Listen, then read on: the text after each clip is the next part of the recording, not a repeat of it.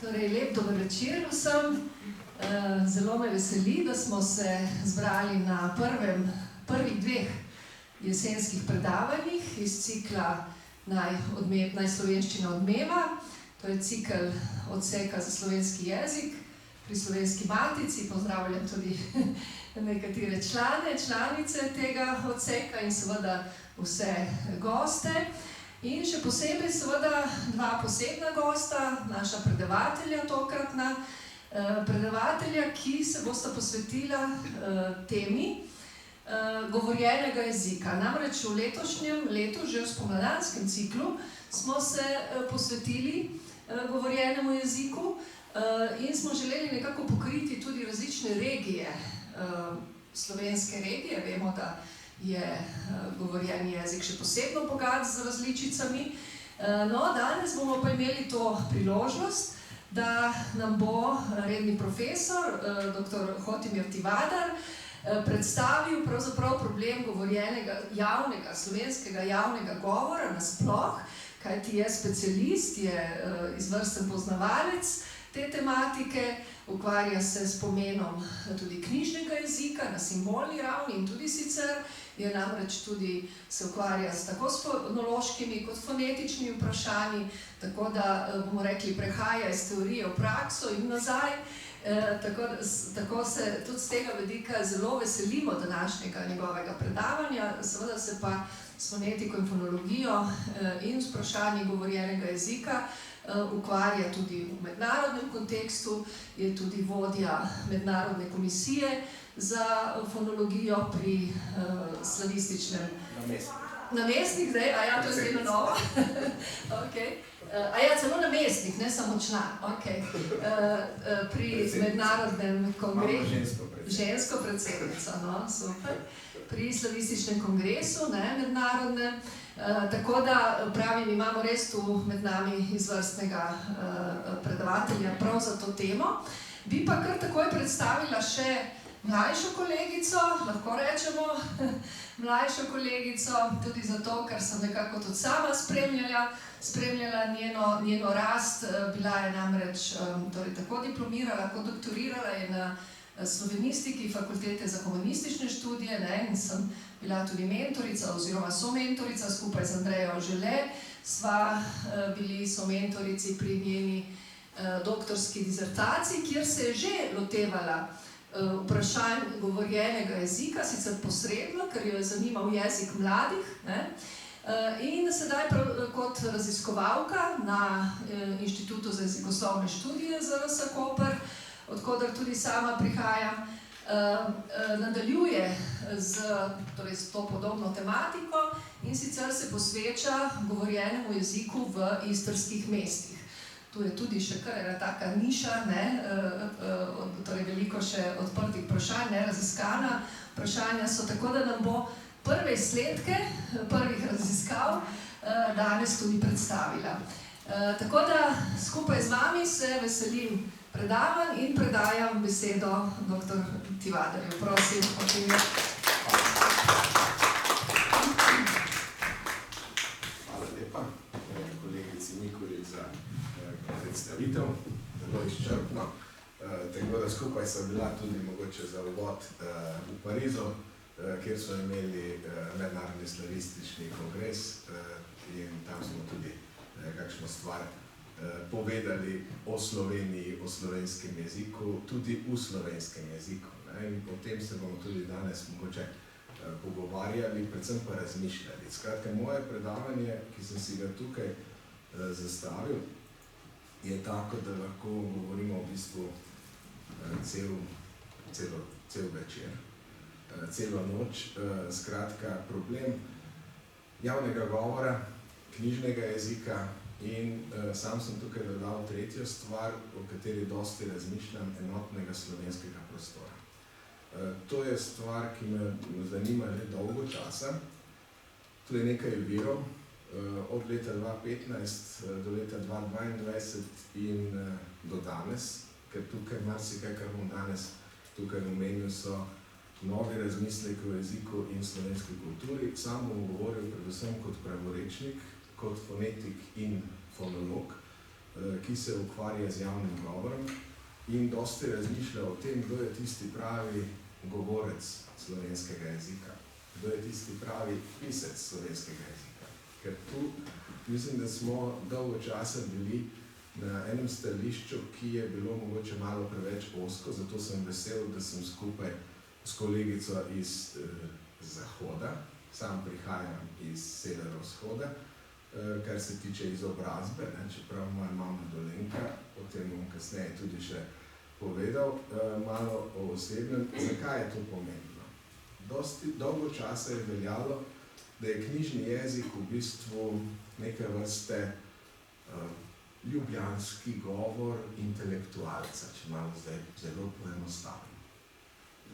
Dostikrat je tudi pisni jezik bil kot nasprotnik knjižnega jezika. Zdaj govorim od 70. let naprej, ker predtem, v 19. stoletju, je bilo piši, ne piši, kao što govoriš, ampak govori, kot je zapisano.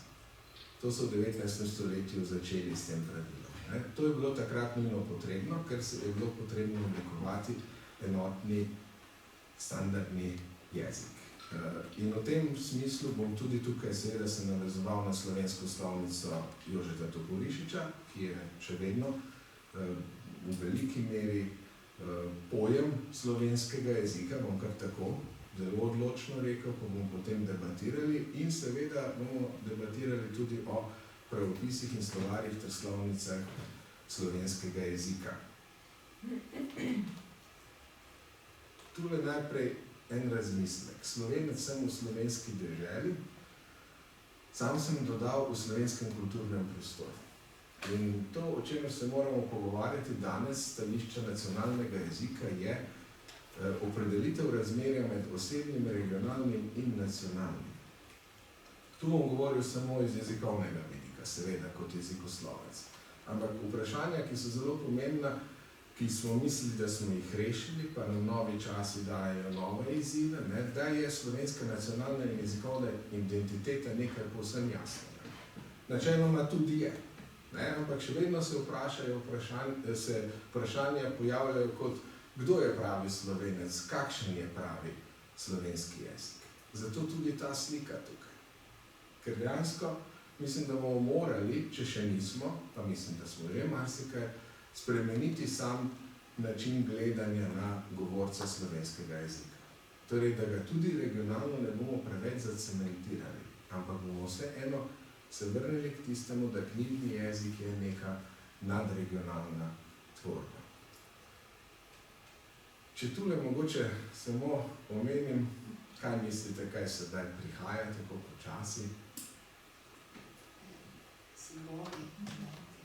Tako, slovenska identiteta. To sem sam pred časom delal malo poskusov, se pogovarjam tudi, vem, da ni umetna inteligenca človek, ampak skratka, zakaj pa je to uporabno? Zato, ker vidiš, kaj se na spletu v nekem digitalnem svetu pojavlja. Kaj potem nam ta objektivni aparat izlušči. Namerno sem tukaj dal, verjetno vidite te roke, simbol slovenstva, mislim, da še najpomembnejši simbol slovenstva, pa nočem biti preveč populističen, so pa tile, gospodje in gospe, gasilci. In takrat se Slovenci brez težav združili. To mislim, da smo že dokazali neštetokrat tudi v zadnjem času. In to moramo imeti malo v misli. Skratka, slovenski jezik je pa v središču. To je zelo pomembna zadeva. Torej, tako umetna inteligenca, kot mislim, da večina ljudi bi se strinjala s tem. Gremo naprej. 3 ključni simboli slovenske jezikovne identitete. Najprej sedaj študentje.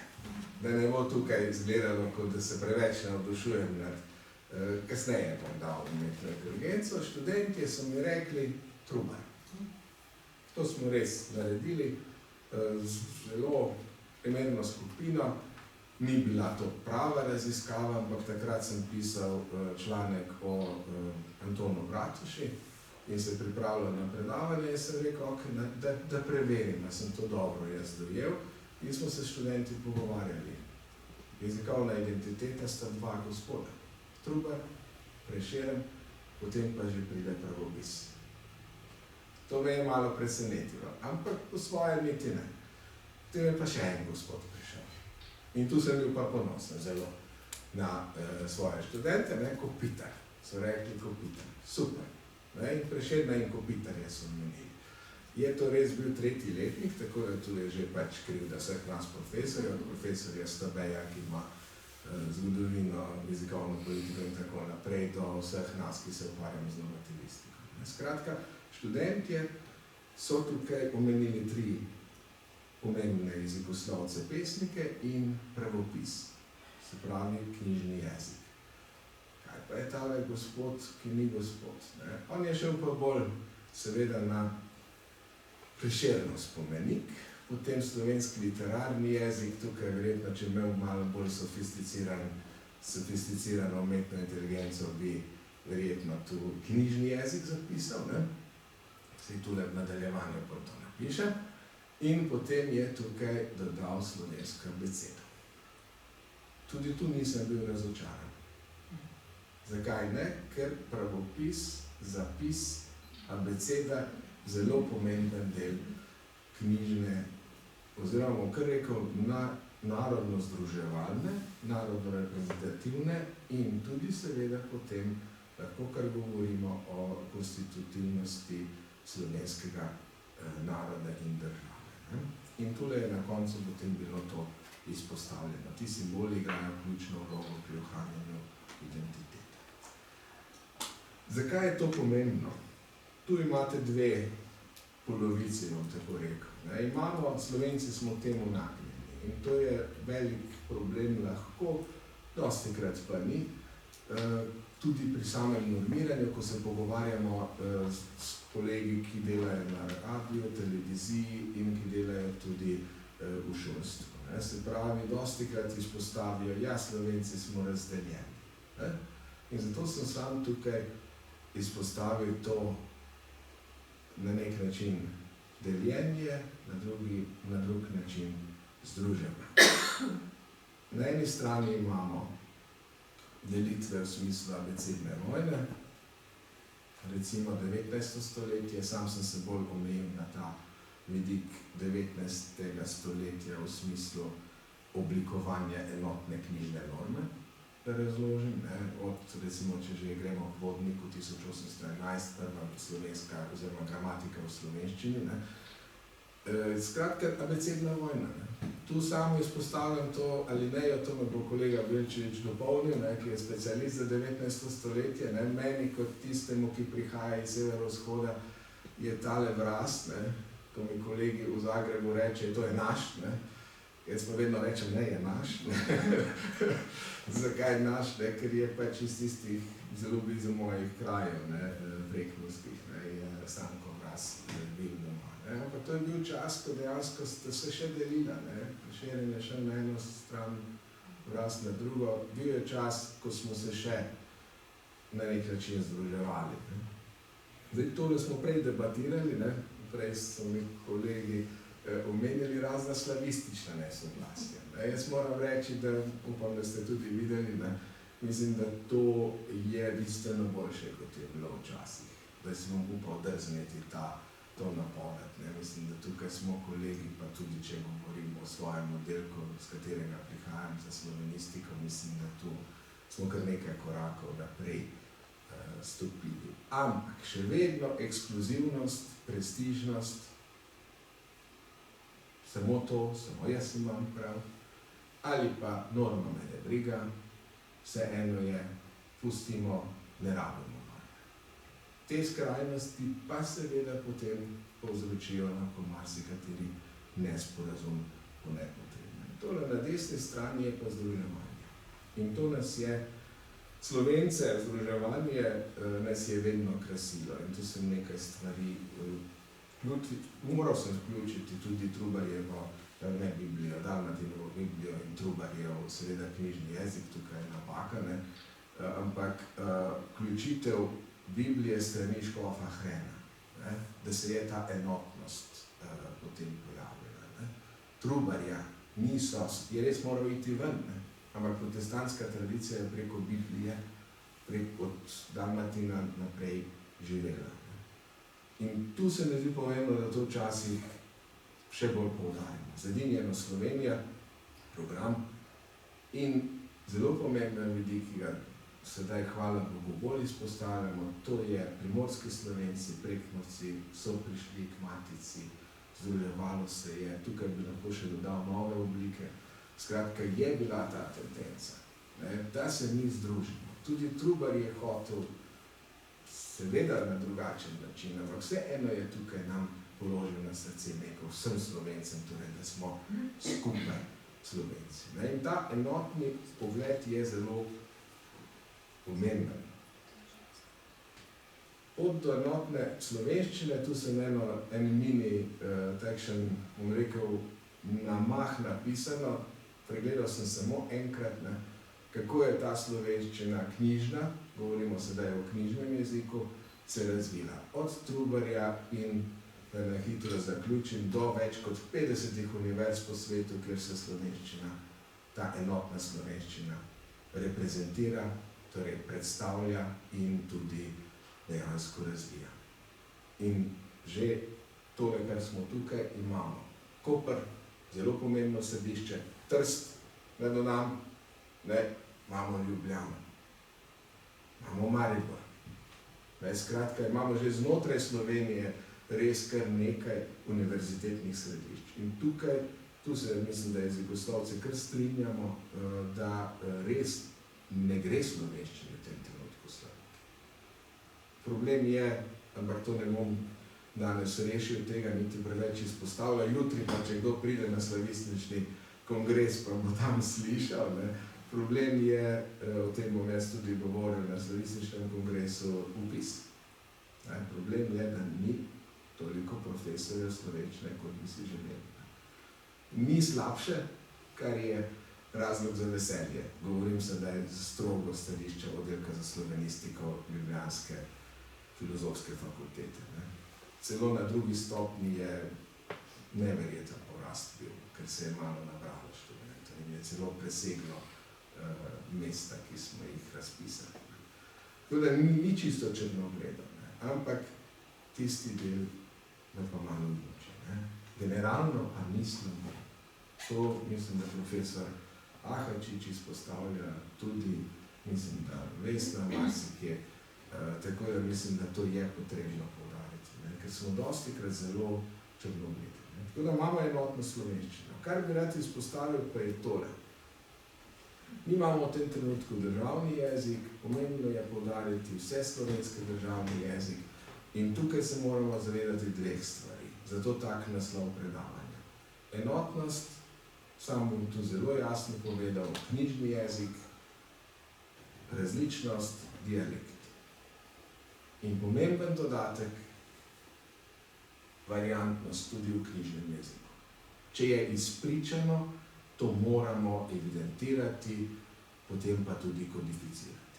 Poznate verjetno primer 12.12, ko so v pravopisu 2001 zaradi končne redakcije in pregleda določenih jezikoslovcev naredili eno varianto.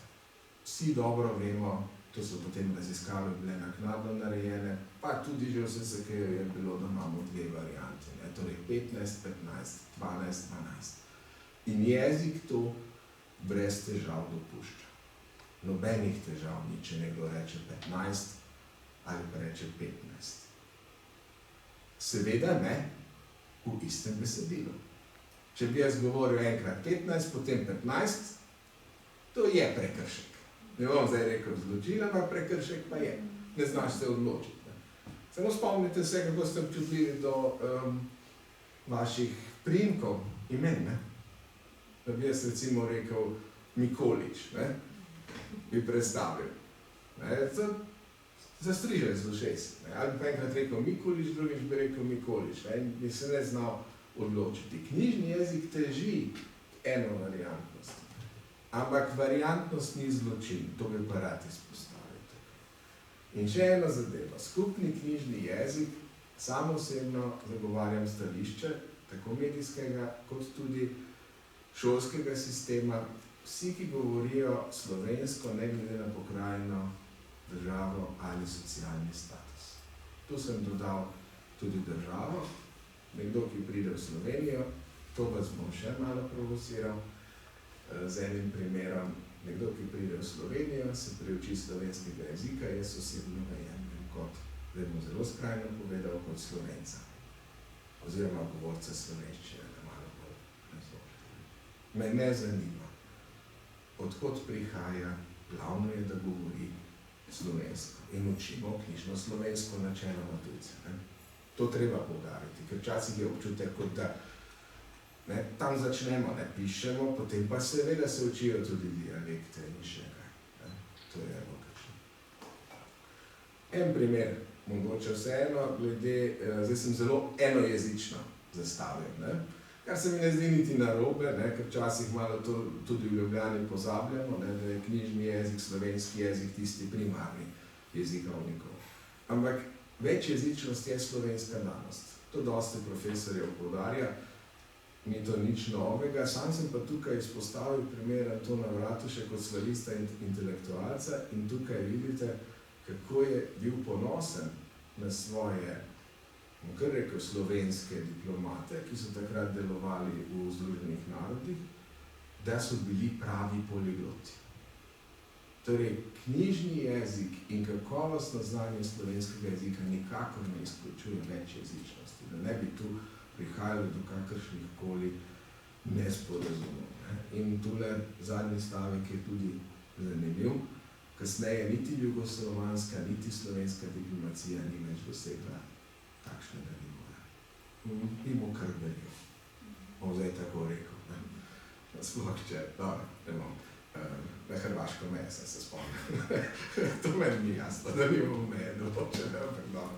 Ok. Seveda, ta enotnost knjižnega jezika izhaja seveda iz treh, recimo, bazičnih zadev, osebne, regionalne, nacionalne identitete. Tu sem dal svoj primer.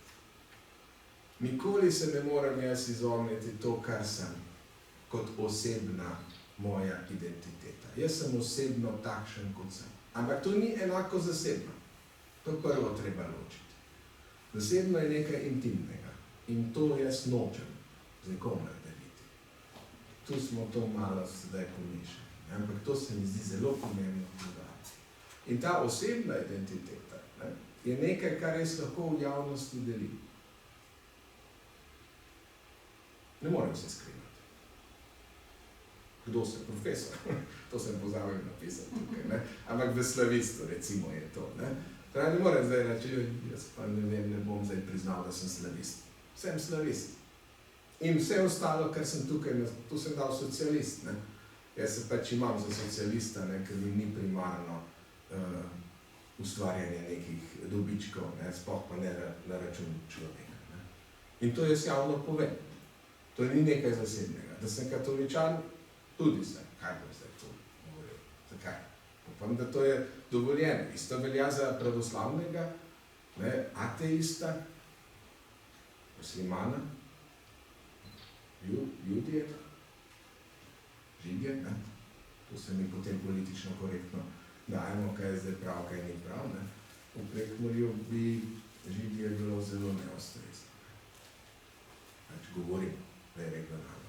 Gremo na regionalnost. Prekmurec, Dolenjec, Ljubljančan. To sem vse regionalno. Zelo mešano. Pot do v bistvu nacionalne identitete. Sam sem v bistvu po govoru Prekmurec, ker govorim, moj prvi jezik je prekmurščina. To bo, ko bo gledal, to bo zastrigal z ušesi in zakaj prekmurščina? Dobro, ni samostojni jezik in tako naprej, ampak vsekakor jaz moram preklopiti, če hočem z vami govoriti kolikor toliko nezaznamovano in razumljivo. Dolenjec sem po mami, od tega ne bežim. To je moje ušesu je dolenjčina. Ko slišim teto, strica, mamo, ne nazadnje, čeprav je živela v Ljubljani. Ljubljančan sem potem, kjer živim sedaj. Se pravi, to je moja regionalna identiteta. Ne morem jaz bežati od tega. In to ni niti prav, da bi bežal. Seveda nacionalna identiteta, tako kot državljanstvo, kot seveda narodnost, seveda sem pa v prvi vrsti Slovenec. Slovenski jezik v času SFRJ, to je par izzivov, bo kolegica Mikolič mi zdaj rekla, to smo že naredili, vem, marsikaj je bilo narejeno, ampak že vedno, kako pilota vprašaš, ali je bil slovenski jezik v času SFRJ enakovreden pisni in govorjeni jezik v Beograjskem parlamentu, to se je malo hecal, gladki odgovor da. Vemo, da ni bil. To upam, da je jasno. V Beograjskem parlamentu slovensko se je zelo redko govorilo, lahko bi bil enakovreden, ja, po pravilih da, realno ni bil, v vojski pa sploh se slovensko ni govorilo. Vsi moji starejši kolegi, očetje, strici in tako naprej so s tako zanimivo srbo-hrvaščino prišli, ko so prišli domov iz služenja vojaškega roka.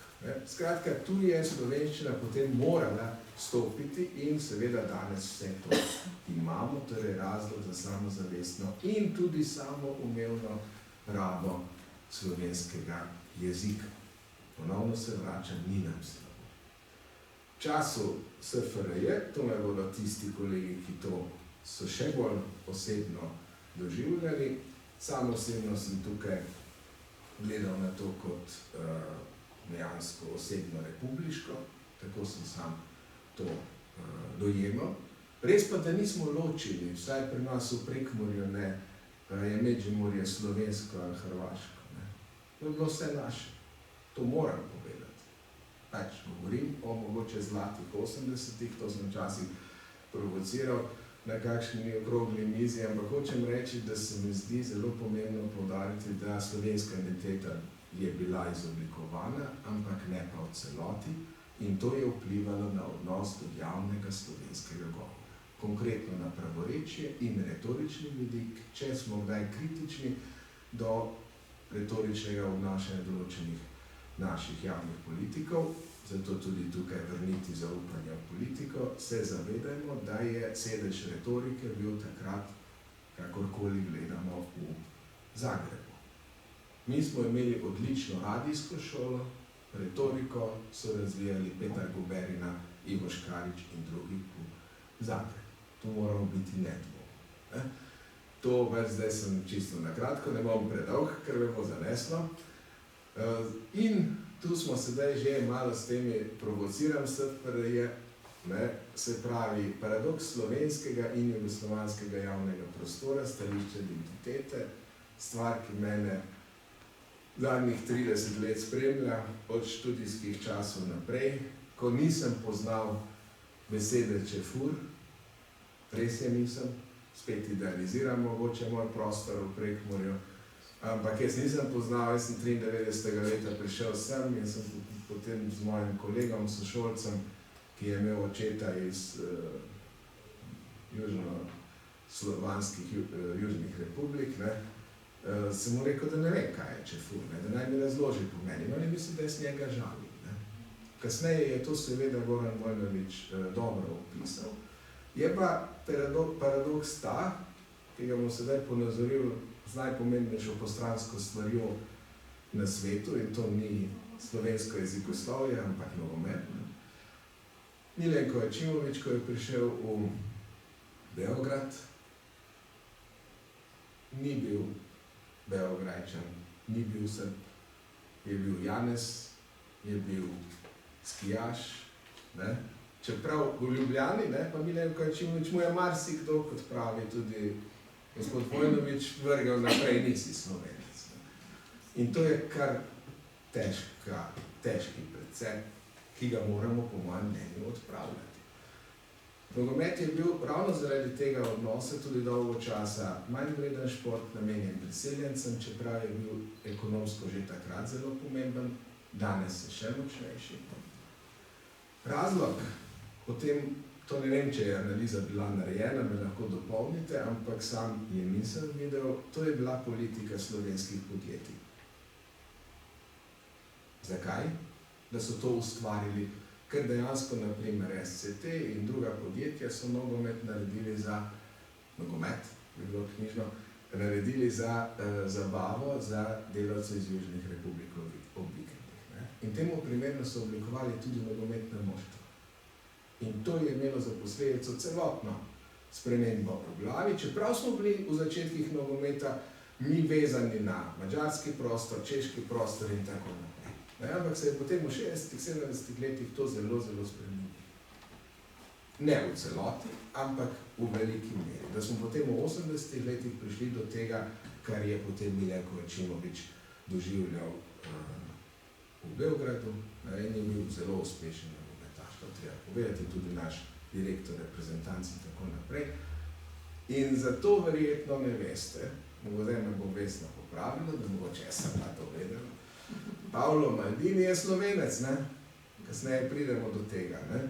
Njegov oče, Cesare Maldini, je pa prav gotovo bil. Je bil doma iz Škemlja, so tudi doma, on ni več znal slovensko, ampak starši so med sabo govorili slovensko, brali Primorski dnevnik in tako naprej. In tu mislim, da ravno ta problem, ki smo ga tukaj malo zdaj izpostavili, nas dejansko sili v to, da začnemo na slovenstvo gledati, to vseeno se vračam nazaj. Paolo Maldini je res eden najboljših nogometašev, Italijan. Mislim, da lahko rečemo najboljši zadnji igralec, torej libero, ampak da ne bomo preveč. Moramo se vrniti k temu, to nasilje k temu. Bistveno je spoštovanje slovenskega.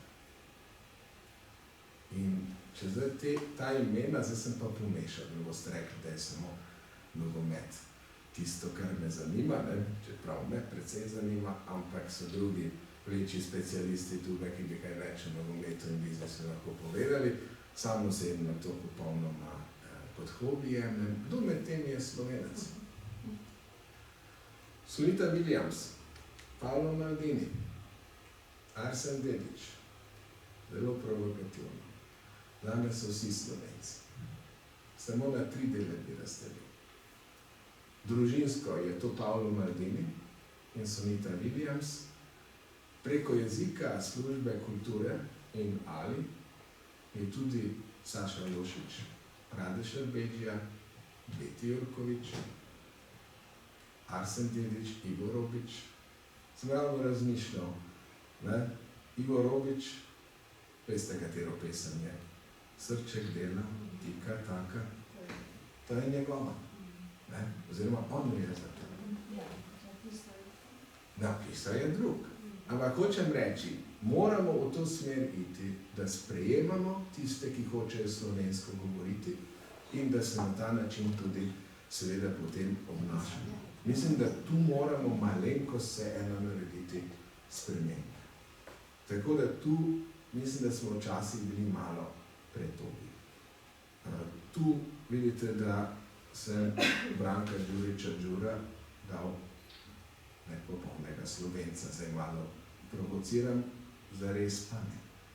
Živi tukaj, poročen Slovenko, govori slovensko, ne morem ga izločiti. To mislim, da je zelo, zelo pomembno. Ena mini domača naloga je pa tole. Verjetno niste poslušali, odlična oddaja na Radiu Slovenija, ob 8.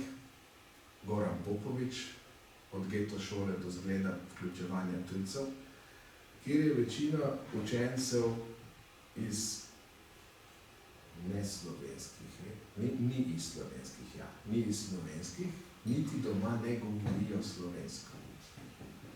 Ampak jih navaja ravnatelj v to, da bi slovensko se naučili in potem se vključili v ta kulturni prostor. Mislim, da to je izziv, ki ga imamo pred sabo. Kar pa me je presenetilo, pa je to, da če ne bi jaz imel zjutraj vključenega radijskega sprejemnika, tega verjetno niti ne bi mogel sedaj povedati.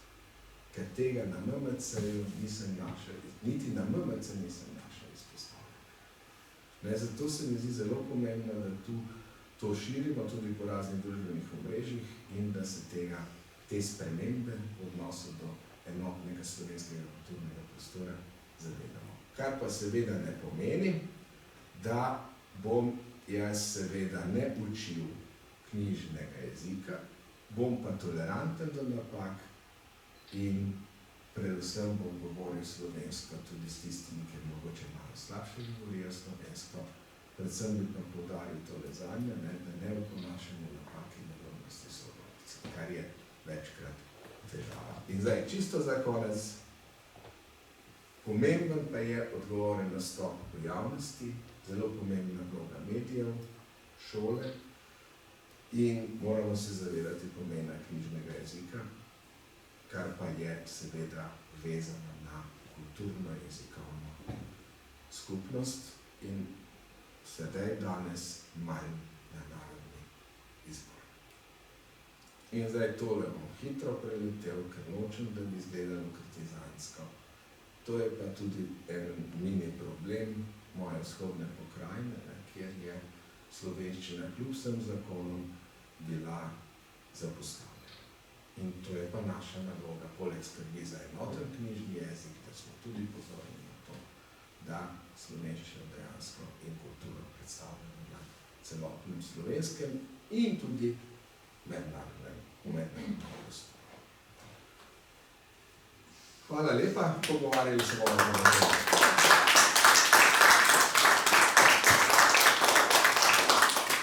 Zdaj, kar predajam besedo, kolegici, bom jaz svoje kar zaprl. Maša, sem malo, 4 minute se podaljšal, da se opravičujem.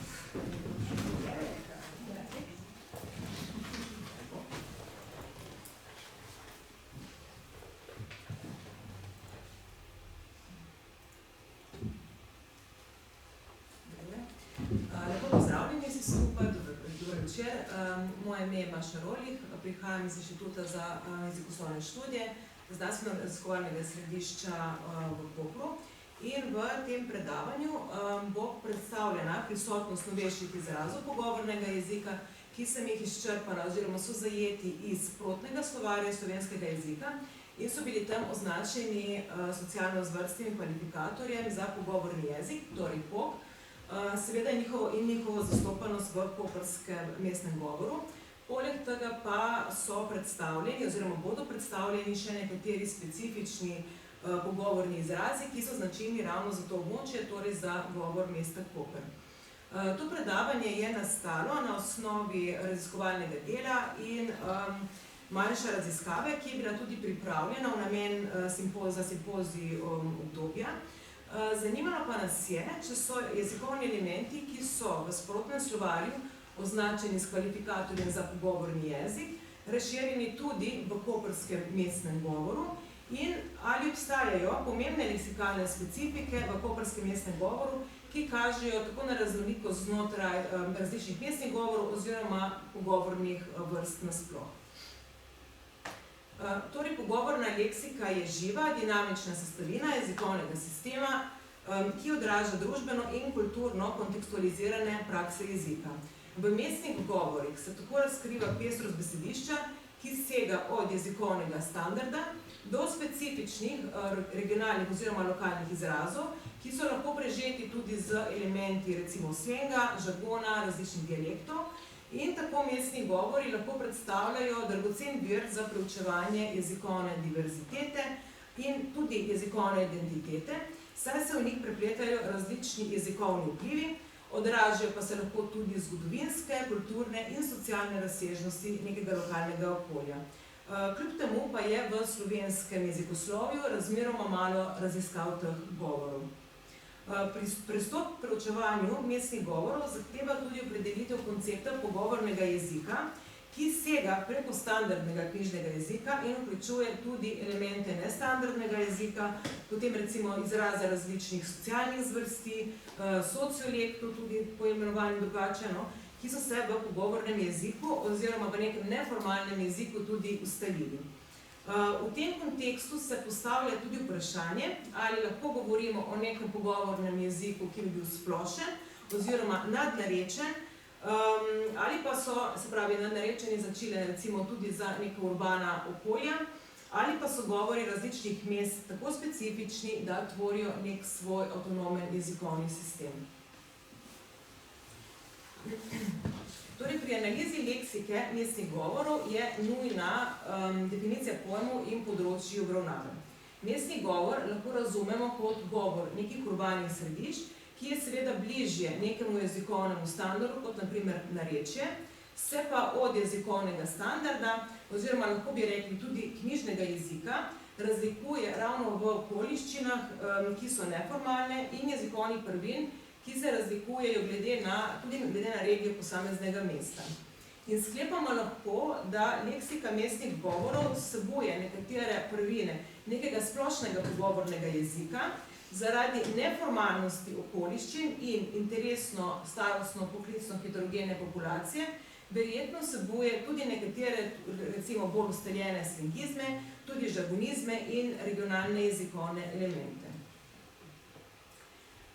Pogovorni jezik, tako zaradi svoje fluidnosti in heterogenosti govorcev, tako regionalne, starostne, interesne, zelo težko zamejimo.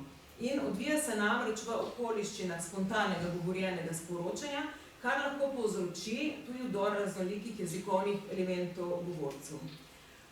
Torej, osrednjo teorijo zvrstnosti, ko smo tudi že slišali prej, slovenskega jezika na slovenskem, če ponovimo, pripisujemo seveda Jožetu Toporišiču in je osnova tudi za nadaljne teorije zvrstnosti. In v slovenski slovnici tako Toporišič razdeli pogovorni jezik na nek splošni ali knjižni pogovorni jezik in tudi neknjižno zvrst pokrajinski pogovorni jezik. V enciklopediji slovenskega jezika pogovorni jezik opredeli kot neko manj zahtevno obliko knjižnega jezika, ki je namenjena sporočanju v neformalnih okoliščinah in v bistvu je tudi do neke mere univerzalen in skupen govorcem različnih geografskih področij. Splošni pogovorni jezik tako lahko razumemo kot nadnarečni jezik, ki je razumljiv pripadnikom različnih geografskih področij, ker pa je seveda spontan oziroma ni vnaprej pripravljen, lahko vseeno do neke mere začutimo geografsko pripadnost govorcev. Recimo široki ej, mogoče pri Štajercih, potem recimo prisotnost nemškega oziroma odsotnost nemškega naglaševanja in tako naprej, ki pa ni tako izrazita kot recimo pri pokrajinskem pogovornem jeziku. Slovenski pogovorni jezik je tako težko opisati, saj kljub temu, da je predvsem splošni pogovorni jezik do neke mere še vedno določljiv, vanj vseeno, kot že povedano, vdirajo prvine neknjižnega jezika, saj se manifestira predvsem v neformalnih okoliščinah, v katerih se uporabniki ne nujno vedno držijo neke knjižne norme in tako dopustijo mešanje nekega pogovornega, splošnega pogovornega jezika s recimo pokrajinskimi pogovornimi značilnostmi ter značilnostmi ostalih socialnih zvrsti. V sodobnem slovaropisju, zlasti v okviru rastočega razlaganega slovarja, torej SSHJ, se uveljavlja razširjen in natančnejši pristop socialno-zvrstnemu označevanju leksike. In kot ugotavljata tudi Gliha, Komac in Žele, je nujna uporaba posodobljenih kvalifikatorjev, ki omogočajo večdimenzionalno označevanje glede na knjižnost, pogovornost, narečnost, stilno zaznamovanost in družbeno pogojenost izraza. In znotraj kategorije knjižnega jezika tako razlikujeta 3 podvrste, in sicer standard, nadstandard in podstandard. In knjižnost v tem kontekstu ne pomeni zgolj standardiziranosti, temveč označuje način izražanja, stilno in funkcijsko zaznamovano rabo, medtem ko standard označuje zlasti sredstvo izražanja in kodificiranost zapisa. Gliha, Komac in Žele tako poudarjata tudi nujnost povezovanja kvalifikatorjev z diskurzom in kontekstom ter z empirično podprtostjo, recimo s korpusi, saj so pomeni določenih izrazov lahko spremenljivi glede na kontekst in diskurz in prehajajo tudi iz nestandardnega jezika v standardni. Teoretsko utemeljitev te prenove kvalifikatorskega oznanja Duša Race opira prav na konceptualni okvir Andreja Skubica, ki v svoji razčlenitvi sociolektov opozori na pojav večsociolektalnosti in tako imenovane resocializacije jezika. Avtorica tako povzema in nadgrajuje Skubičeve ugotovitve, da sociolekti niso več omejeni samo na zasebne ali lokalne kontekste, temveč vstopajo v javno rabo, še posebej v spletnem diskurzu se to dogaja, kar lahko interpretiramo kot neko osnovo za razumevanje jezika v zelo dinamičnem družbenem prostoru. Avtorica tako predlaga tudi premik od zvrstnega k sociolektalnemu pristopu, ki upošteva kompleksnost govornega položaja, kulturno okolje, funkcijo in diskurs oziroma nek konceptualno odprt model označevanja, ki temelji tudi na pragmatični funkciji izraza in na njegovem diskurzivnem učinku. In v kontekstu prenove slovarskih kvalifikatorjev lahko omenimo tudi variantnostno sociolingvistiko, ki izhaja iz jezikovne variabilnosti kot posledice družbenih okoliščin. In Labov je z empiričnimi raziskavami recimo dokazal korelacijo med jezikovno variabilnostjo in različnimi družbenimi parametri, pri čemer naj bi bil vsakdanji govor najdoslednejša oblika izražanja. Govorci recimo preklapljajo med različnimi variantami glede na okoliščine, kar zahteva, da slovaropisje upošteva tudi pragmatično funkcijo in diskurzivno rabo. Tako sodobni pristopi k označevanju nestandardne leksike lahko morajo pravzaprav temeljiti na korpusnih podatkih, večslojni analizi pomena in funkcije ter odpravi normativne vrednotenske pristranskosti. Kvalifikatorji v sodobnem slovaropisju torej niso več le označevalci statusa izraza, temveč so orodje za razumevanje njegovega pomena in rabe v specifičnem družbenem kontekstu. Dušar C. Nataša Gviha-Komac v svojem članku Tipologija slovarskih oznak za 3. izdajo Slovarja slovenskega knjižnega jezika tako predstavita posodobljeno in konceptualno premišljeno tipologijo kvalifikatorjev za 3. izdajo SSHJ. In ta predvideva naslednje skupine. Prvič, družbenostni kvalifikatorji, torej manj formalno, neformalno, ki naj bi nadomestili prejšnje socialno-zvrstne oznake, torej neformalno lahko povežemo z nekim pogovornim jezikom in tudi z mestnim govorom. Drugič, ekspresivni kvalifikatorji, recimo ekspresivno, ljubkovalno, ironično, šaljivo in tako dalje, ki označujejo izraze z izrazito pragmatično oziroma zelo slogovno intenziteto. Potem tretjič, terminološki kvalifikatorji, recimo iz medicine, iz botanike, ki zamenjujejo širšo kategorijo funkcijsko-zvrstnih kvalifikatorjev. Potem četrtič, prostorski kvalifikatorji, na primer primorsko, ki poudarjajo geografsko razširjenost izraza, pogosto v kombinaciji z označbo neformalno. Potem peti, časovni kvalifikator starinsko in šestič, normativni kvalifikatorji, torej recimo in tudi glej, pa ostajajo nespremenjeni. Potem 7 kvalifikatorska pojasnila pa dopolnjujejo osnovne kvalifikatorje z dodatnimi informacijami, recimo o diskurzu, naslovnikih, referenci in tako naprej. Dopolnilno k temu modelu pa predstavlja tudi razprava Vesne Mikolič, slovnični, slovarski in jezikovno-didaktični opis, modifikacija moči v procesu povedovanja, ki vpeljuje tudi modifikatorske kvalifikatorje, ki so vezane na stopnjo pomenske intenzitete. Torej gre za semantične strategije, ki delujejo kot krepilci, recimo izraz, kot je vsemogoč, je že sam po sebi krepilec, ali pa šibilci, naprimer zaspati namesto umreti, kjer izraz bodi si inherentno nosi nek jakostni pomen, bodi si ga kontekstualno pridobi. No, sedaj pa prejdemo na mestne govore in predvsem, če pa samo trenutek, ker so vzrak tukaj. Torej, sedaj prejdemo na mestne govore in predvsem na govor mesta Koper, ki bomo se ga potem natančneje pogledali. Govor mest je tako zaradi svoje neraziskanosti, spreminjajočega se slovarja, vpliva dialektizmov in različnih zvrsti ter sociolektov, recimo, zaradi heterogenosti uporabnikov, ki sem že prej omenila, zelo zanimivo področje raziskave.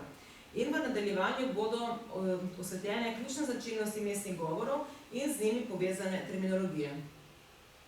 Za govore v mestih uporabljamo različne termine, in sicer mestni pogovorni jezik, mestno narečje, mestno nadnarečje, mestni govor, mestna govorica.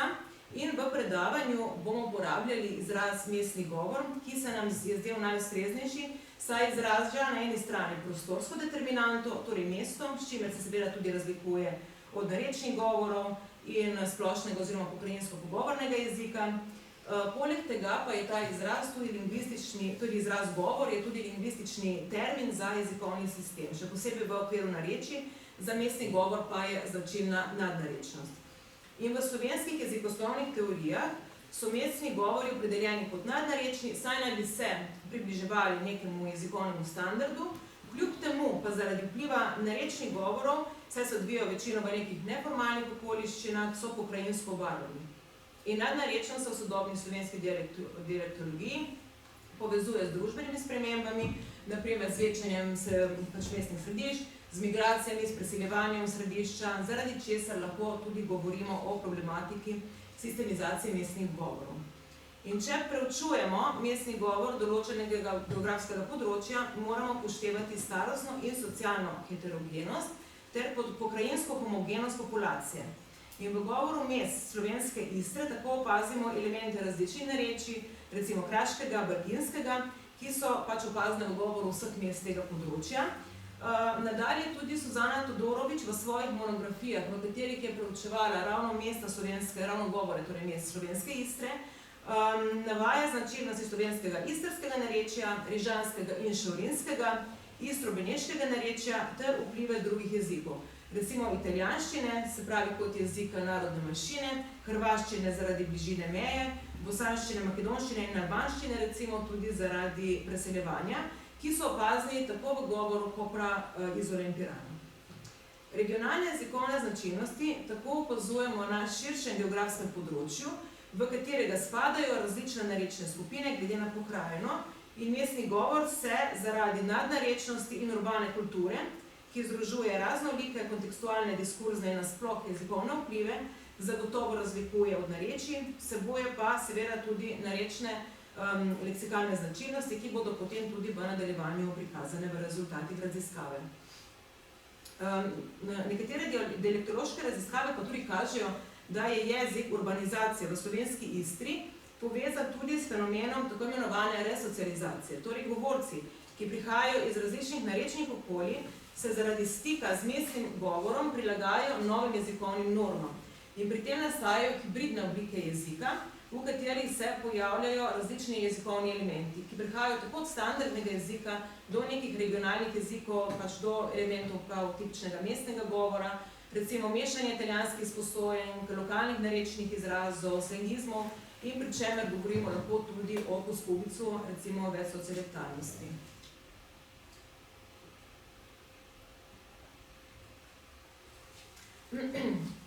Torej, za analizo stanja sodobnega govora mesta Koper smo uporabili gradivo iz sprotnega slovarja slovenskega jezika. Ta slovar je informativen, predstavlja zbirko živega, novejšega besedja, vključuje pa tudi najnovejše uveljavljajoče se pomene v drugih slovarjih že opisanega besedja, oziroma tudi še neoslovarjeno besedje, ki ga predlagajo jezikovni uporabniki. Njegovo rabo pa potrjuje korpusno gradivo, zlasti korpus iz spletnih besedil, zato se bo tudi ta slovar še dopolnjeval. Izvedli smo anketiranje z dvema vprašalnikoma, ki sta bila oba deljena po spletu, torej po e-pošti in tudi preko družbenega omrežja Facebook, in sicer med uporabniki starimi med 18 in 60 let, ki prebivajo v mestu Koper. To anketiranje je potekalo pa v mesecu marcu in v aprilu. 24 seveda, no. V prvo anketo z naslovom Pogovorni izrazi v koprskem mestnem govoru smo vključili izraze, ki so v sprotnem slovarju označeni s kvalifikatorjem Koper, torej za pogovorni jezik. Te izraze smo navedli v anketi, ki je bila izdelana v namen prispevka v spletnem orodju Enka in med uporabniki preverjali, v kolikšni meri poznajo in ali uporabljajo določen izraz. S tem smo dokazovali prisotnost sodobnih pogovornih izrazov v mestnem govoru Koper, da ponazorimo vzporednice med njimi. Sklepamo, da so nekateri izrazi prisotni v koprskem mestnem govoru, drugi pa ne, kar je bilo tudi izhodišče za nadaljnje raziskave. Recimo za mogoče za iskanje regionalnih vzporednic za posamezen izraz. Dokazuje pa tudi, da se govor mesta Koper razlikuje tudi od ostalih mestnih govorov oziroma tudi od nekega splošnega pogovornega jezika, ki je nadrečen. Največ, se pravi, anketo je ustrezno rešilo 66 anketirancov, prevladovale so ženske, največ anketirancev je spadalo v starostno skupino med 18 in 30 let, najmanj pa v starostno skupino od 46 do 60 let. V nadaljevanju so bili v anketi navedeni izrazi, torej in stalne besedne zveze, in anketiranci so potem odgovarjali, ali posamezen izraz oziroma stalno besedno zvezo prvič poznajo in uporabljajo, drugič ne poznajo in tretjič poznajo in ne uporabljajo. v drugem delu, se pravi v drugem anketnem vprašalniku z naslovom Pogovorno besedišče mesta Koper, smo uporabnike prosili, naj sami navedejo nekaj izrazov, ki jih sami uporabljajo v neuradnih situacijah, v svojem okolju, v recimo pogovorih vsakdanjih, torej znamci, prijatelji recimo. S tem smo preverili, kateri izrazi so poleg teh, ki so bili označeni s kvalifikatorjem za pogovorni jezik, tipični za koprski mestni govor. Tudi tu so v veliki večini odgovarjali ženske, no morda je to zaradi večje pripravljenosti žensk za odgovarjanje na odprta vprašanja, to je čisto tako subjektiven sklep, in spadali pa so v starostno skupino večinoma v starosti med 31 in 46 letom. Se pravi, no, za nadaljne raziskave bi bilo seveda treba pač postaviti neko bolj spolno in starostno uravnoteženo seveda. To raziskava je v bistvu manjša, no je služila tudi bolj za namen enega prispevka. No, zdaj pa rezultati. Tukaj so navedeni izrazi pogovornega jezika, torej tisti, ki so bili označeni s kvalifikatorjem pogovorno, ki so bili izluščeni iz tega sprotnega slovarja. Navedeni so po abecedi, ki jih največ anketirancev pozna in uporablja, torej prvič. In recimo prevladujejo izrazi, kot so zelo taki splošni Photoshop, photoshopiran, photoshopiranje, glih recimo, potem ketna, cancelanje oziroma cancelati, lajkanje, lajkati, lutati, potem recimo porodniška, probavati, rentati, rikverc, rucak, zagoniti, zalutati, zemf in tako naprej. Potem pod drugo točko so bili navedeni torej izrazi pogovornega jezika, ki jih največ anketirancev ne pozna.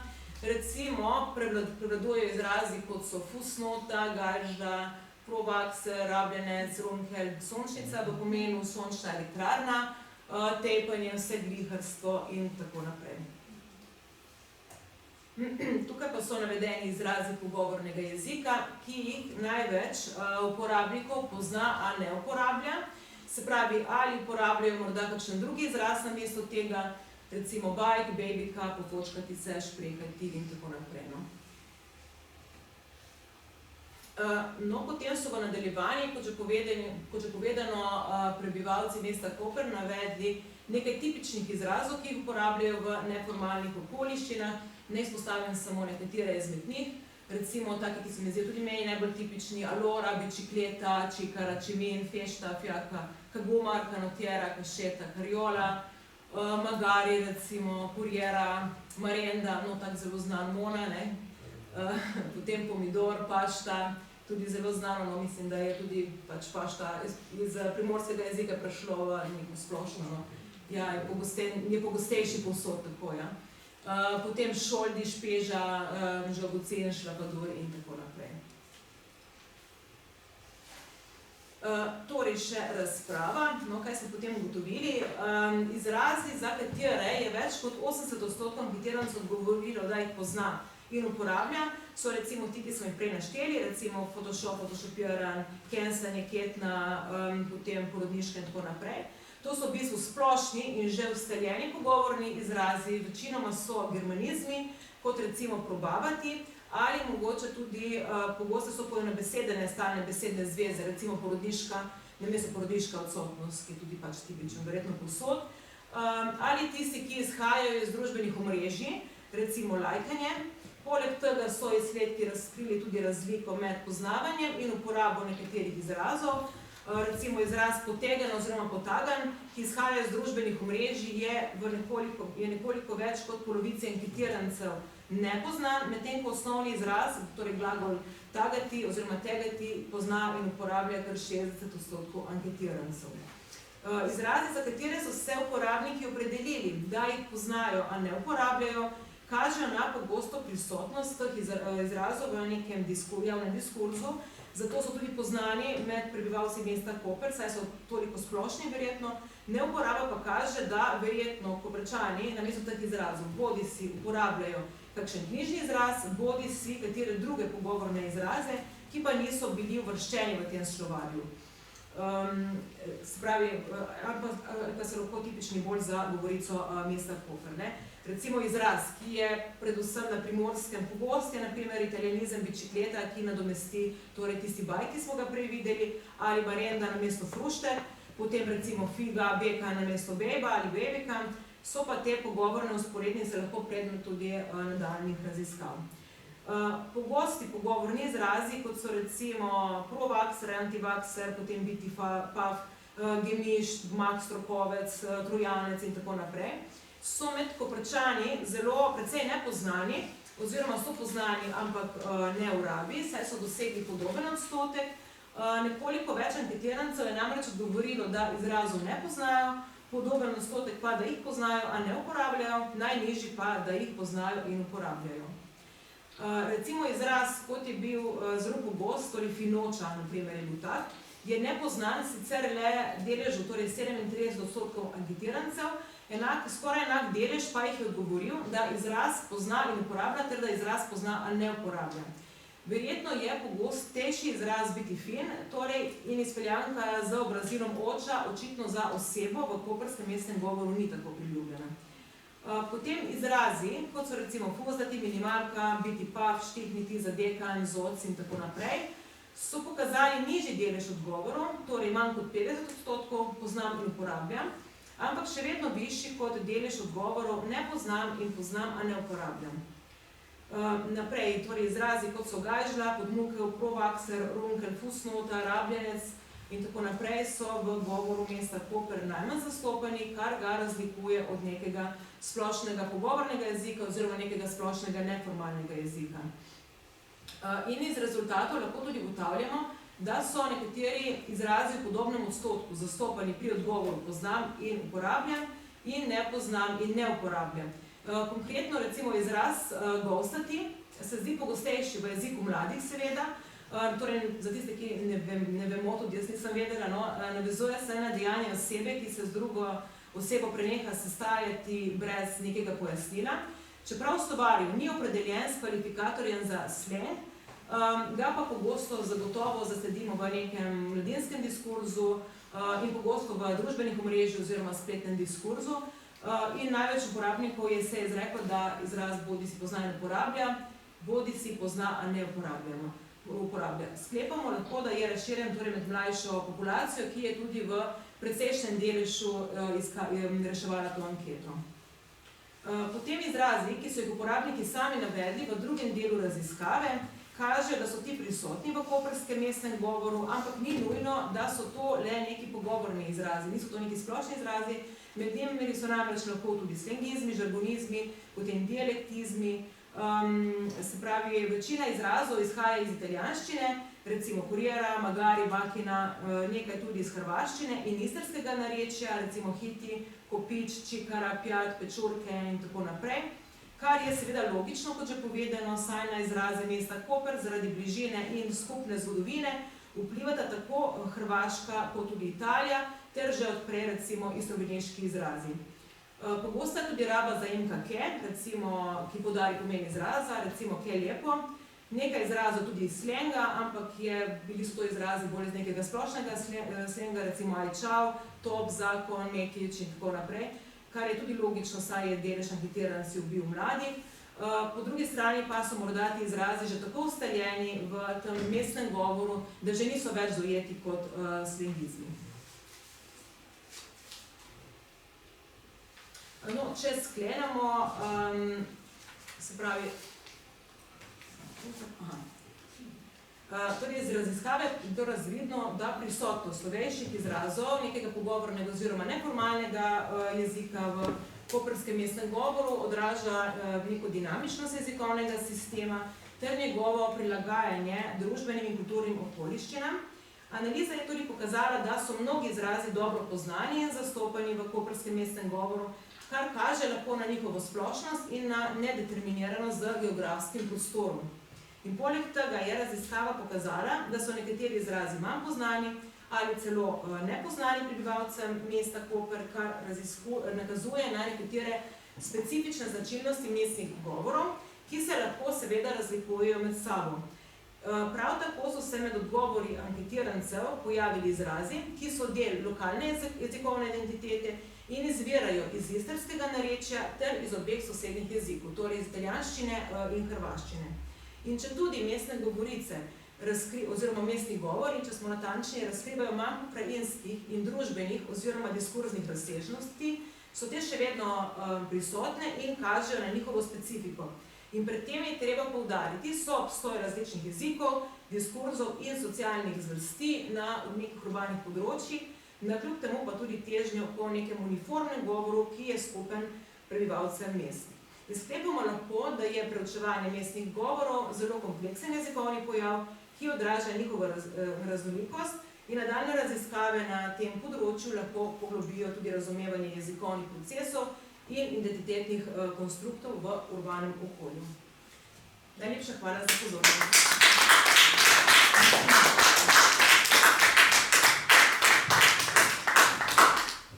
Hvala lepa. Hvala obema predavateljema. Poslušali smo zanimivi predavanji, v določenih delih sta se dopolnjevala oziroma je v resnici bilo to ene vrste nadaljevanje, v določenih vidikih pa sta razpirala čisto druge razsežnosti in pravzaprav je že prvo predavanje, torej Hotimir Tivaden nam je odprl celo paleto, najbrž vsaj meni, jih je vprašanj in verjamem, da bo zdaj kakšna zanimiva razprava.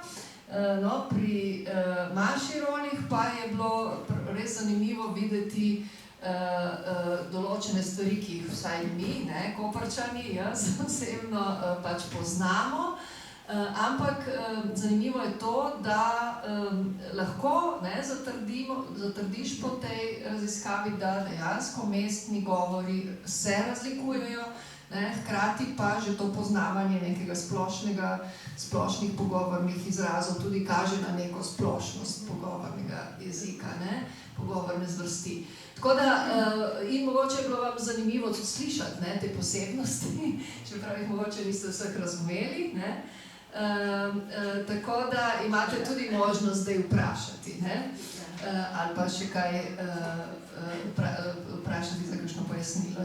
Tako da odpiram razpravo. Mislim, da je bilo res veliko izhodišč, prosim. Boste, imamo našega stalnega obiskovalca naših predavanj in tudi ponavadi kar odpre razpravo.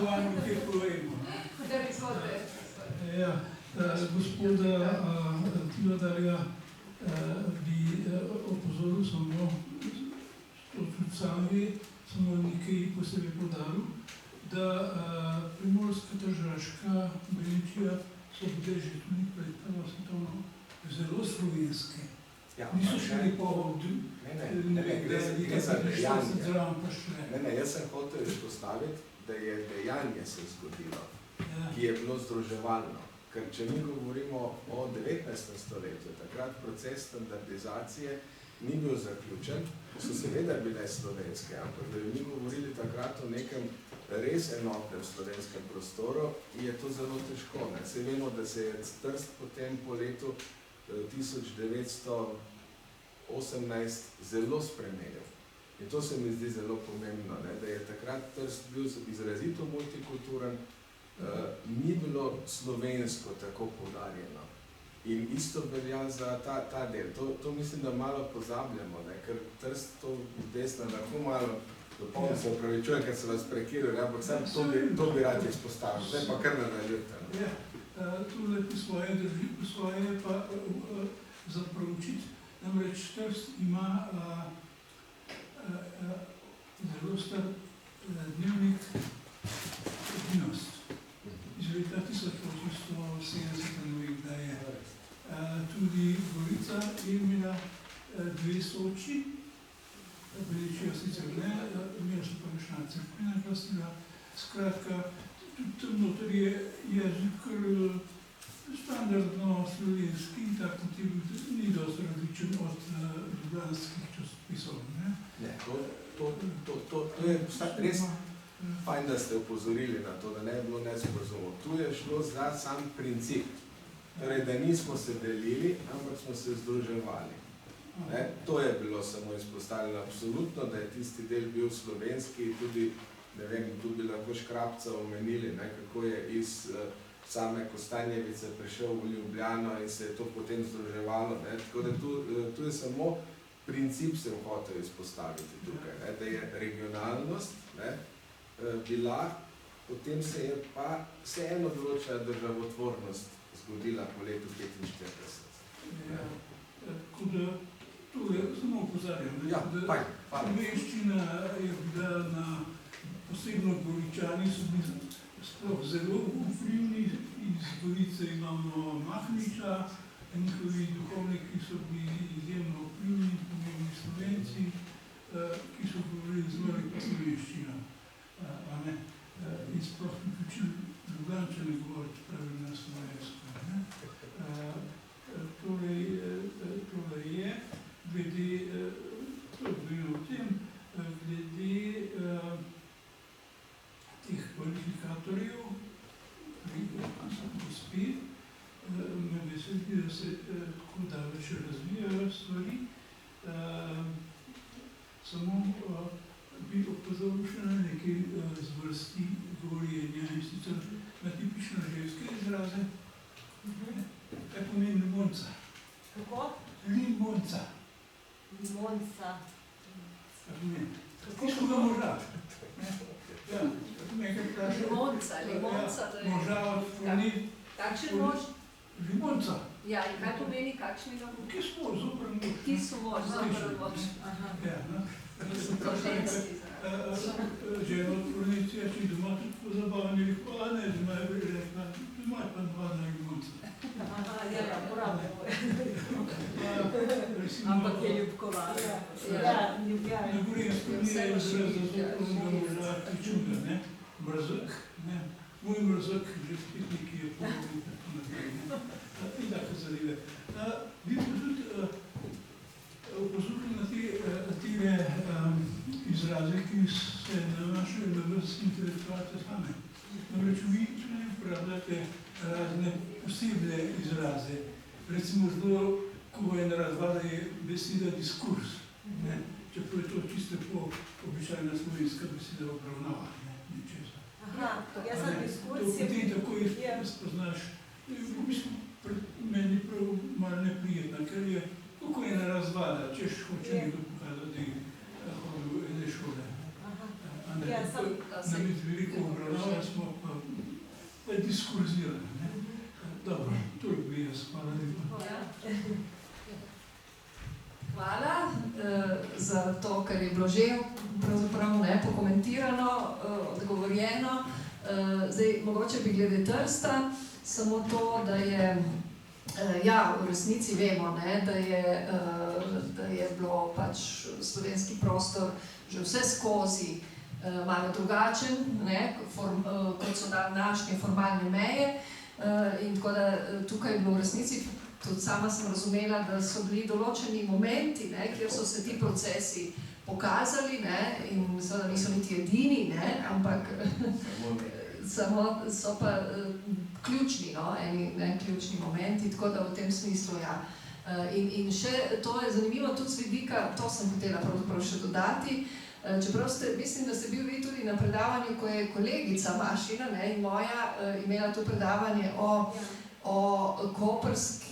dogajanju na Koperskem na prelomu iz 19. v 20. stoletje, ko naj bi bila in Koper in Trst pravzaprav pod Avstro-Ogrsko regijo, deželo avstrijsko Primorje, in je bilo torej ta druga dežela, ločena od Kranjske, in je dejansko pokazala, kako so tudi ta istrska mesta, tudi Koper, kjer seveda normalno, da imamo danes tak velik vpliv italijanščine, ker je vendarle bil prevladujoči jezik italijanščina takrat, je pa pokazala, kako so bili tudi v istrskih mestih, prav v Kopru, kako so bila taka drobna, pa vendarle žarišča tudi slovenstva, in to je pravzaprav tudi njena doktorska dizertacija, ki jo bo zdaj v kratkem zagovarjala o frančiškanskem samostanu, ki je bilo tako jedro.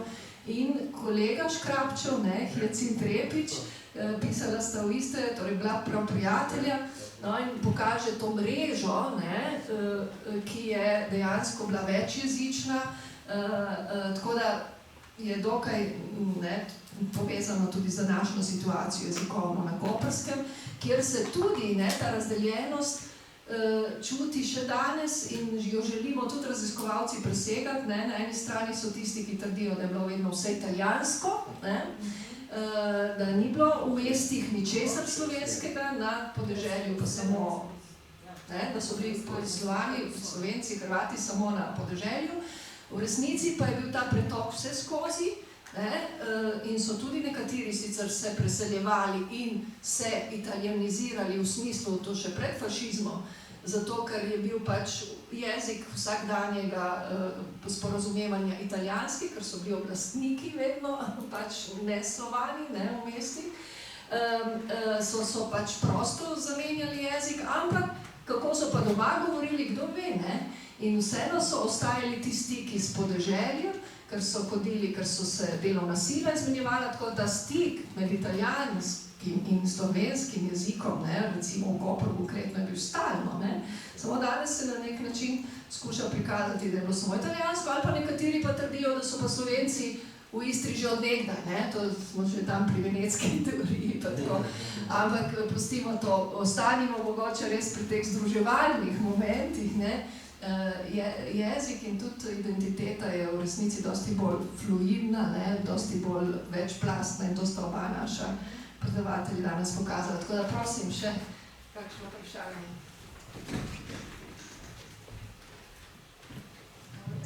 Vidmar, polet eno nedeljo v Novi Gorici. Dobrodošli doma. Izbrana je Nova Gorica zaradi tega, ker je Evropska prestolnica kulture. In grem po mestu. Ljubljančana zanima, kaj te sploh poslušam dnevnik redno, ne tako kot mladi, ki ne nič ne poslušajo. No, poslušam, kaj govorijo. In to na večjih mestih, na 3, 4, 5 jezika ne poznam, ker je albanščina. Slovenščine sploh še nič nisem tisto naredilo. V Novi Gorici. V Novi Gorici. No, tako, to je bila nedelja. Ja, na ulici. Ne, sem mislil, da... Na ulici, na ulici, No, mislil sem, da boste to cirko omenili. Prej niste, eno ne drugo.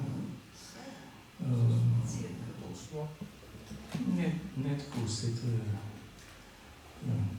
Mislim, tudi Trubar je bil. Ja, Najprej je bil katoličan, če smo čisto. To zgodovina, se je po kolega Zdenčevič tu bolj. Ampak Trubar je bil najprej katoliški duhovnik, potem se je reformiral in je postal reformator in tako so nas učili. Mislim, da to še drži. Oba, vse, oni sam pohvaliti. Izredno lepa predavanja. Mogoče še kaj komentirati? Glede cerkvenih, tu se res nisem sam. Je en članek o Stanislavu Škrabcu, ki ga lahko najdete leta 2018, kjer je Škrabec izpostavljen kot ustvarjalec pravorečja, tako da sem res hvaležen, da ste to izpostavili, ker mogoče to včasih res pozabljamo. Škrabec je takrat učil v frančiškanski šoli, ki je bila pa takrat zelo pomembna za oblikovanje slovenskega govora. In Škrabec je tudi kot spovednik zajemal, ste verjetno tudi na televiziji, so zelo lepo prikazali, je zajemal gradivo iz spovednic. In je ena taka verjetno resnična anekdota, zdaj točno natančno ne moremo vedeti, da je dostikrat, ko je kakšen greh kdo povedal, je potem tako dokaj strogo vprašal, kaj ste rekli, In da seveda so se ljudje ustrašili, ne? On je pa hotel še enkrat slišati, kako, ne? Bolj je dosti ga tudi rekel, kako, ne? In vsi so mislili, da je zdaj kregajo gospod duhovnik, ne? On je hotel samo nabrati gradivo, da bi vedel, ne? Ker to je pač tisti čas bil, ko še ni bilo posnetkov. Tako da tu Škrabec in cerkveni vidik je vsekakor pomemben za ustvarjanje tudi pravorečja in knjižnega jezika. Tako da hvala, da ste to izpostavili, je malo bilo, mislim, 30 minut je dokaj malo, ne? In to je potrebno poudariti, ne? Tako da tu mislim, da enako velja za kolegico, sigurno. In Vesna je tudi omenila frančiškanski samostan, ki ga pozabljamo res v Kopru. Ja, to je, mislim... Pa Glagolski je bil Jaz sem iz Škrabčevih zapisov sem to zasledil. Splošno sem zelo malo kot slovenist slišal prej. Potem, ko sem Škrabca natančno bral, sem potem tole. Tako da hvala za to. Hvala za obe res zanimivi predavanji. Imam pa eno vprašanje, ki se tiče seveda tematike, s katero se sama ukvarjam, se Vesna, veš, da ne moram drugače. Torej, slovenske manjšine in enotni kulturni prostor, pa bom najprej sama eno bombo. Trenutno eno leto že študiram zgodovino Društva slovenskih pisateljev v Avstriji. Ta zgodovina je 50-letna, bilo je 6 predsednikov, vsak je imel en drug odnos do jezika, pa tudi do svojega okolja. In sem dobila občutek, da včasih manjšina drugače dojema to skupnost kot mi tukaj, ne? In zdaj se pol pa mene izpostavijo, mislim, zdaj imam veliko sogovornikov in vsak me želi opozoriti na nekaj, ne? Zdaj pa me zanima, kako pa vi gledate na skupni kulturni prostor stališča manjšin. Kako vi to vidite? Ja, osebno me zanima. Jaz kot strokovnjak in tisti, ki je to zdaj, ko ste ravno Avstrijo omenili, jaz sem bil pol leta na gostovanju v Celovcu. To najprej, da povem. Takrat sem prevozil celo Koroško, to mi je bil cilj tudi, ne. Manjšina, da bom povedal čisto preproste svoje izkušnje z raznih delavnic in predavanj. Manjšina si zelo želi natančne norme. To je zelo normativno. Torej, oni tukaj hočejo tudi seveda, vedno vprašajo, a lahko mi rečemo, bom dal primer, Repentaper. A lahko to rečemo, a lahko, mislim, hočejo svojo identiteto ohranjati. Ampak kar se tiče samega javnega govora, so pa vedno na vseh delavnicah, nisem pa tega nikoli z anketami preverjal, kar me še čaka, ampak vedno so rekli, hočemo natančno definirano sloveščino in oni res, vsaj taka je moja izkušnja, lepi jezik hočejo, da je standard jasen. Za televizijo so zelo občutljivi, če ni dovolj dobro. To je ena zadeva. Drugo, kar je pa treba poudariti, vsaj učitelji, posebej učitelji, kar me je presenetilo v Trstu, pa bo tu Vesna dopolnila, zelo opozarjajo na to, da je ravno to, kar sem hotel sam izpostaviti, postal problem v šolah, kjer je ogromno otrok, ki mešanih in ki dejansko so slovenščine se učijo samo v šoli. Doma je pa več ne uporabljajo. In tu se bomo mi, jezikoslovci, morali s tem, kot tisti, ki pomagamo učiteljem, spopasti. Kako zdaj vseeno doseči, da bo tam nek govor ostal. Tako da to je pa ena realnost v šolah, ki mi vedno povejo. Ja, vi nas zdaj to učite, kako moramo lepo govoriti, recimo Primorci, oski eji, široki eji, oski oji, široki oji, ne, potem pa na koncu, ko imamo odmorno navadi, veste, mi komaj, da jih slišimo. Tako. Komaj, da mi govorijo. Potem pridemo na koncu, zato sem to je krivda ravno za Nejco, zakaj je tista retorika bila tam. Tam sem imel še 2 prosojnice, ki sem jih ven dal, Se pravi, sama komunikacija, kako ti sogovorca prisiliš, da se s tabo sploh pogovarja.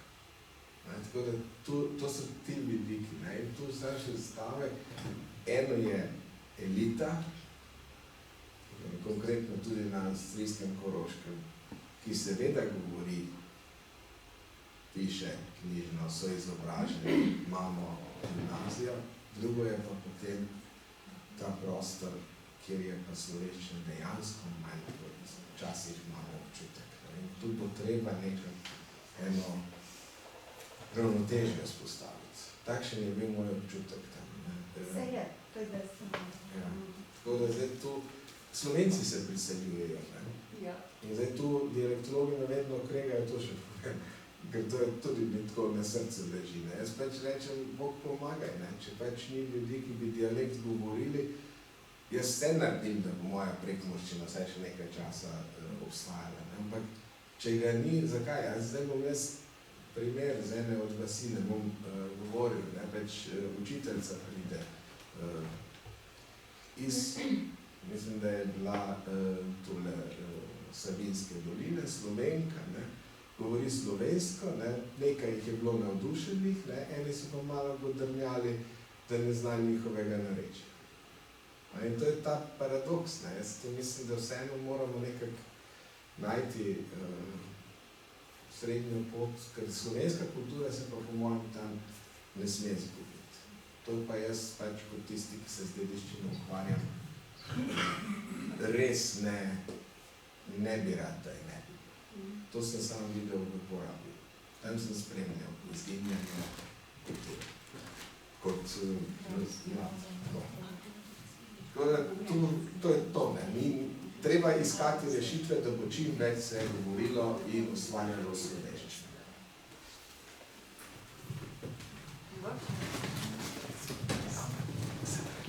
Še en podatek iz baze, ko je bilo rečeno, da so knjižni jezik obravnavali kot neke vrste ljubljanski jezik. V mojem otroštvu se dobro spomnim v Žodeh, kako so rekli, kaj se bažiš ljubljansko, kako se pa reče slovensko, če je bilo recimo kakšen nižje pogovorni izraz. In zdaj se pa to spreminja, se mi zdi. Ampak to je zelo bilo poudarjeno, ta superiornost knjižnega jezika. To je ena stvar, druga stvar, pa ko smo večkrat slišali danes o prekmurščini, tudi v naši družini imamo mamico iz Prekmurja, z Kobilja, in imamo vnukinja, ki zelo težko reče teta v srednje slovensko. Ampak zmeraj reče, pa pravim poskusijo je reči teta, pa gre na teta.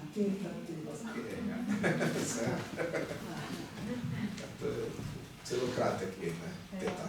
Teta je kratki, oski e. To je pač dialekti pravi, jaz nisem proti, da rečem. Ampak kako pa bo to, recimo v pravopisu, kodificirano? Kodificirano bo široko. Bo? Absolutno. In je. Tu ni dvoma. Tu mogoče je izpadlo tako, kot da hočemo preveč neke variantnosti svobode.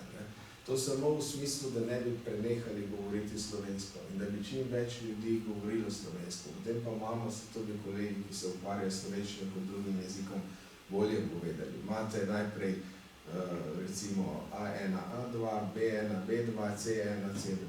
In tu moramo rasti, temu moramo biti vsi zavezani. Če pa ni niti B1, da on ne govori slovensko, takrat imamo pa problem. In to, pravopis je pa jasen. Pravopis in jaz to tudi vedno na vsaki delavnici, ki jo imam in študentom povem. To je norma, prej je Maša rekla in tudi in tako naprej, kvalifikatorji, tukaj imaš dovoljeno varianto z in v redu, če je tudi, govorim stališča javnega nastopanja, tam se enostavno uporablja tista varianta, ki je prva zapisana. In to je največji paradoks popotovanje. Varianta popotovanje je prva, popotovanje je druga. Tam piše vmes tudi. Ampak ker smo vajeni popotovanje od Litije do Čateža stilno, je ta po Tovorišiču druga varianta, zelo domača. In jaz osebno, tu vem, da bo zdaj kdo rekel, da preveč liberaliziramo, ampak na osnovi tega, da imamo res popotovanje Litije do Čateža in je to 100-krat ponovljeno, mislim, da si zasluži na mesto kvalifikatorja tudi in. Ampak to bodo kolegi Sazuja. To je pač moj predlog, to je moja raziskava. Lahko pomagam, lahko ocenim, ne bom pa sam nikoli zapovedoval. Je pa jasno prepisal, tudi da ne bi bilo napačnih občutkov. Piše, to je prav, potem pa delamo določene variante. Mogoče bi en komentar, no, ki bo malo povezal, pa ni nujno, da je to zdaj že zaključek, lahko pa tudi je, ampak ravno to je zdaj ključno, kar se mi zdi, kar si Hotimir povedal, da seveda normo moramo poznati in jo moramo tudi čim bolj imeti usvojeno, ne, in to vsi, ki se učijo slovenščine kot prvega ali drugega ali še kakšen drugi status jezika. Ampak odnos naš do vseh teh različnih, ki se učijo, ki prihajajo k slovenščini, kot tudi identiteta, tiste, ki si jih omenil, da so Slovenci, nekateri, jaz rečem, da so neka presečna množica med različnimi kulturami in jeziki. Tako kot si Dončića lastijo tudi Srbi in lahko gledamo te žgoče razprave. Ampak pustimo to, hočem povedati, da eno je, se ne izključuje poznavanje norme in to, koliko imamo osvojeno, od našega odnosa do teh različnih variant, ki prihajajo zaradi geografskih identitet, zaradi torej manjšin, prisotnosti manjšin v slovenskem prostoru, priseljencev in tako naprej. Se pravi, ta kritičnost pretirana. Spomnim se tudi ene razprave prav znotraj odseka za slovenski jezik, kjer smo tudi imeli različne poglede. Tudi, recimo, vi ste omenili Albance. Ja, v redu, seveda se sliši albanski jezik. Mi moramo seveda delati na tem, tako kot v zamejstvu, da poskušamo čim bolj približati slovenski jezik, čim bolj jim pomagati, da ga usvojijo, prav tudi normo, čim bolj, ampak težko bodo čisto knjižno govorili tako kot nekdo, ki se uči že od nekdaj. Lahko tudi nekateri, ne izključimo, mi, ki učimo tudi slovenščino kot tuji jezik, vemo, da se da lepo naučiti. Samo okoliščine so pa take, da nekateri ne bodo nikoli 100% govorci, pa bodo še vedno Slovenci lahko tudi po Tivadarju. Gre za to, da mogoče še en primer dam iz zamejstva, ker ste tudi povedali, da oni, govorim o Slovencih v Trstu, na Tržaškem, oni v resnici so zelo kritični do svojega govora, zelo se popravljajo, zelo bi želeli imeti in mediji in vsakodnevni govorici, oni se ves čas, imam občutek, lektorirajo.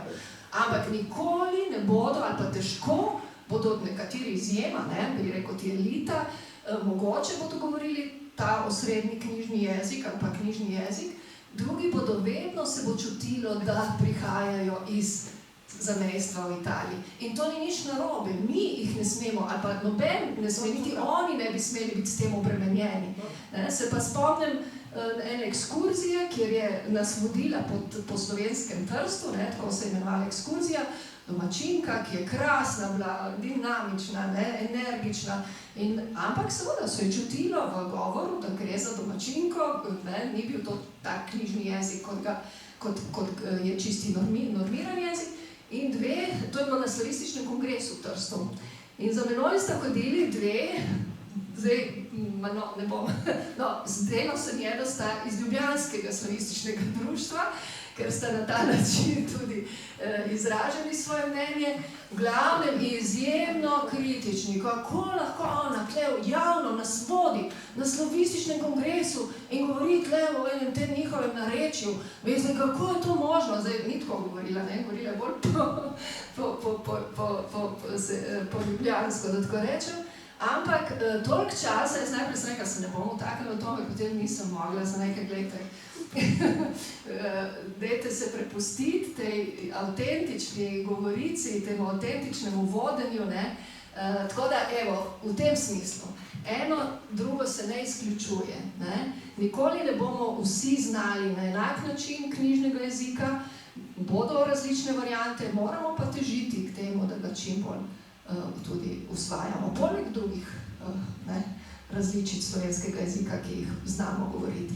Aha, še eno roko smo spodbudili. Še enkrat, ja. To oddajo iz Livada sem poslušal. Enkrat, nekaj posebenega. 30 jezikov imajo na današnjo. Okrog poimenovanja bivših republik. Gorenc je mu izredno lep izraz, ta spodnji. Omenil bom, mislim, da sem en omenil, RTV, radio televizija. Tukaj ste dve stvari. Trst ima oddajo vsak dan, nedeljo, soboto v slovenskem jeziku, ki je pa proti ljubljanski, ogromni televiziji, še pa že boljš. Jaz imam, oprostite izrazu, slovensko televizijo za mazaštvo. Ker pošljajo, ki je poletje, praktično se vse posuši. Eno mlado pošljajo v dnevnik in gremo pa na morje. To so realnost. Škoda, ker nismo še Argentince omenili. Tudi to so Slovenci, slovenski govorci. Še kakšno? Vprašanje, komentar? Sicer bi potem zaključili. Še enkrat se zahvaljujem obema predavateljema. Res za izjemno lep večer. Lahko kar še enkrat zaploskamo.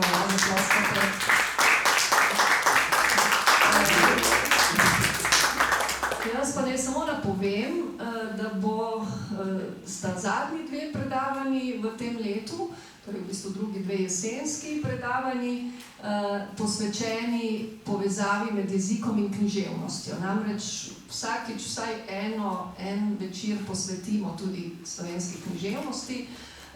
In tokrat sva se z Alenko Žbogar povezali, torej bom sama predavala in Alenka Žbogar, kjer bova opisali stike med jezikom in književnostjo, hkrati pa bili pozorni tudi na to, kako to povezavo vzpostaviti tudi pri pouku slovenskega jezika.